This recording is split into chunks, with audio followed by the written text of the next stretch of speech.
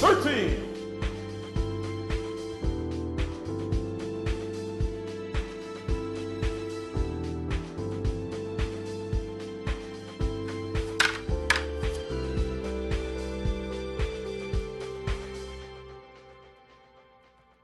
In a lot of ways, I started off doing what I was doing to prove that a lot of the things that are fundamental to Chinese martial arts are still applicable to fighting all the time. I'm David A. Ross. I currently run a school called New York Sanda.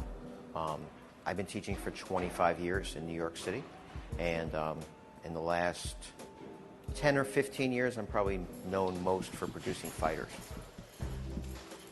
Sanda is Chinese sport fighting, not unlike Thai boxing or American MMA. It was developed in the 20s for army and police use, making the training and combat very practical. David Ross is one of the top Sanda coaches in the country. While the direct training and coaching style may look nothing like traditional Chinese kung fu, much of David Ross's techniques come from the years he spent training with his Chinese Sifu, Chan Tai-San, in the art of Lama Pai.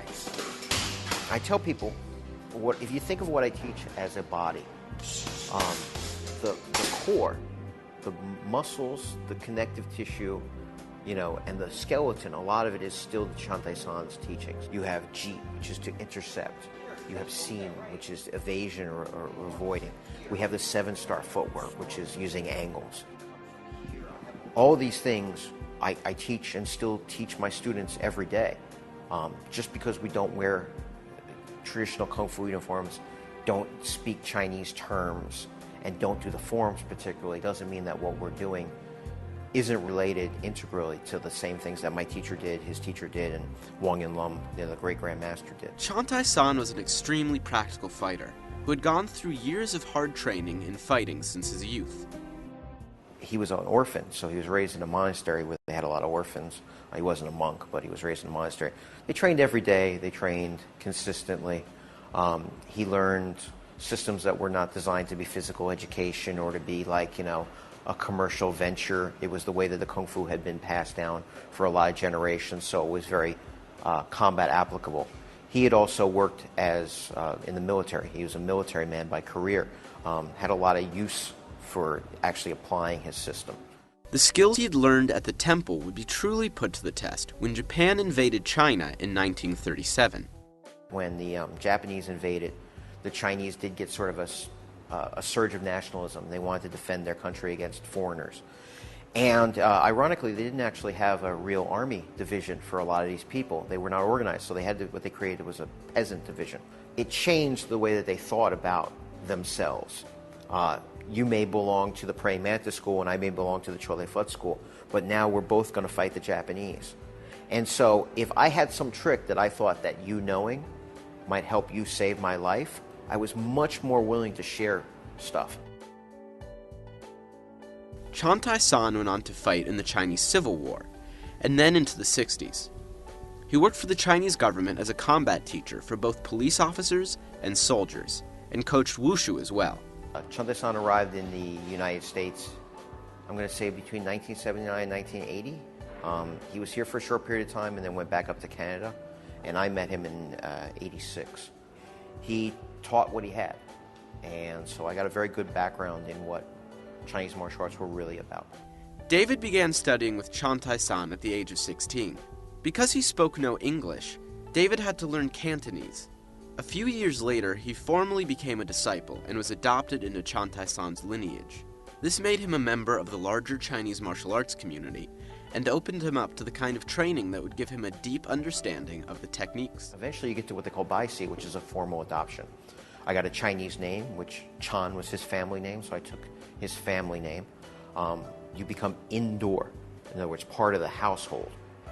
Of course, it's a two-way relationship because he's going to give you all this good stuff, but then you are completely dedicated to him also. So, for example, when he had a gambling debt, I paid his gambling debt. The way that the community works, if you're the adopted disciple of a famous teacher, people are more willing to put up with you. I went to one teacher, a very good friend of my teacher, had a school, and I was sitting in the back of his school, which was a medical office, and he had his students doing something, and he said to me, you see the footwork, right? You know that's not right. And I said, yeah, it's wrong. It doesn't work that way. And he goes, well, you know that, and I know that, but they'll never know that. With his insider's perspective, David could see that a lot of Westerners weren't being given the whole truth about Kung Fu. Not only was this unsettling to him, it also hurt the reputation and validity of Chinese martial arts. Very simple concept in Chinese martial arts, which is that you have 4 skills. Ti, Da, Na, Shui. Ti is to kick. Da is to strike. Na is joint locking, Chin Na. And Shui, like Shui Jiao, is to throw. If you don't have all 4 of these, you don't have real Kung Fu. So you should never learn a Kung Fu system from somebody that tells you there's no joint locking in this system, there's no throwing in this system, or there's no striking in this system, or there's no kicking in this system. Well, the problem is you get a couple of generations down the line and people forgot this technique. Which is it? Well, I never learned the application of this. I don't really know what it is. The more he looked, the less right traditional martial arts fit the modern American way of life. With only a few hours a week to train, it was difficult to make Kung Fu work. I think a lot of people now think of martial arts as a business relationship. I pay you X amount of money for the 3 hours a week that I do classes. Traditional Kung Fu was never meant to be that way. It was meant to be this every day, all the time. When I train with my teacher, I train with him 6 days a week, and the only reason I trained with him 7 days a week was I needed 1 day to sleep. And that's why, for example, Kung Fu used to work even in the sort of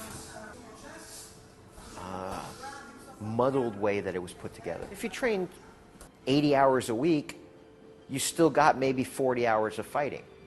If you train 3 hours a week, there's absolutely no time to get in all the fighting stuff. I figured out what was designed for the fighting and how to train the fighting, and 100% of my focus is on that. With this, David's interests began to move from the traditional world into the far more direct world of Sanda. Although what he teaches may be different, in some ways he's still like his Chinese Sifu, Chan Tai-San. I tell people, if you're in my basic classes, and right now I offer a program that has people that just want to get into good shape and have fun, I'm completely different with those people. I'm friendly, I'm nice, I'm supportive. It might be your job, it might be the subway, it could be me. Remember, you're welcome to curse me out on Facebook, but you just have to tag me so I can read it. If people come to me and they want to be a fighter, if they really want to learn the whole system, I don't know what word I can use. I'm a bit of a prick. I'm going to step in, punch. Although what he teaches now may be different, in some ways he's still much like his Chinese Sifu, Chan Tai-San.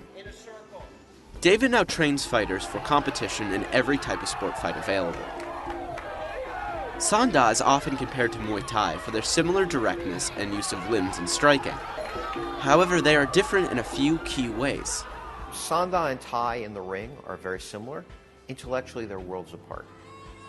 In Thai boxing, you can't get in and just box, just throw punches. Unless you knock the guy out, you're not going to win the match. In Sanda, if you're boxing and your boxing is working, you'll win the match. Because again, in a battlefield, in a real fight in the street, nobody says you have to throw knees to win, you have to throw elbows to win, you have to throw kicks to win. It's whatever you need to win. I've been doing this for about 3 years. I learned about this gym through my brother, who was a member for about 7 years now. And I was a little overweight. I came in one January, I did the class, I threw up twice in my first class, which was insane. And you would think, somebody has that type of experience, they want to leave, they never want to come back. I was full on interested. Slowly but surely, the weight came off. And then my goals started to change. It was less about weight loss and feeling confident in who I was. It was more about, now I want to learn how to fight. How do you apply the techniques that we're learning? How do you apply your cross, your roundhouse kick? When I put somebody in a match, as strange as this sounds, I really don't care if they win or they lose. Obviously, it's about developing your martial arts skills, but it's also about developing yourself as a human being, as a person. You confront yourself in a match. You have to deal with your own insecurities, with your own fear, with your own concerns. You have to give yourself enough discipline to get the training in, to get through the match. It's 3 rounds, it's 5 rounds, it's a 10-minute match. When people confront that, they come out better people. I'm a certified yoga instructor and self-growth and movement and those movements. And I found that a lot of my friends in those movements in the new age would always be like, when are you getting out of this violence and all that? And I've learned more from my fight, 7 years of fighting in the ring, than I've learned in just about anything else, about myself, about my own fears, about how far I can push myself, about when you're feeling exhausted, do you have a little more to go? Stick around to learn some Kung Fu after the break. I'm not going to throw him backwards, I'm going to throw him out to the corner. So my next step is to step down into a 7-star stance, grab his ankle.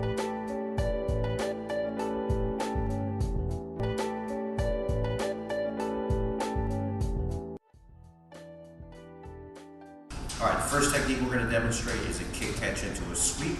So what's going to happen is he's going to be throwing a right roundhouse kick to my body. I'm going to be pulling it across my body. I'm going to step in, starting a scissor motion, and I'm pushing him backwards while I'm sweeping his leg out. So he's throwing the cross. I'm angling off. I'm going to slip it and throw a counter cross. It's going to create an opportunity for me to grab him and throw a knee into his body.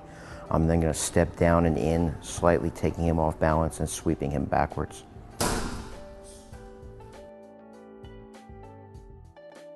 So I'm fighting with my sensitivity.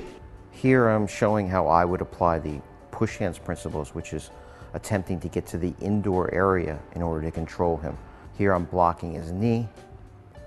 I'm going to step out in order to get a more dominant angle. I'm not going to throw him backwards, I'm going to throw him out to the corner.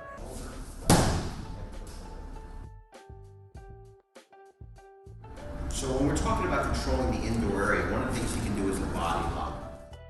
I'm going to overhook it, and the first thing I'm going to do is switch my hips to set up a technique which in Shui Jiao is called bending forward to view the sea. My next step is to step down into a 7-star stance, grab his ankle, and it's an ankle pick.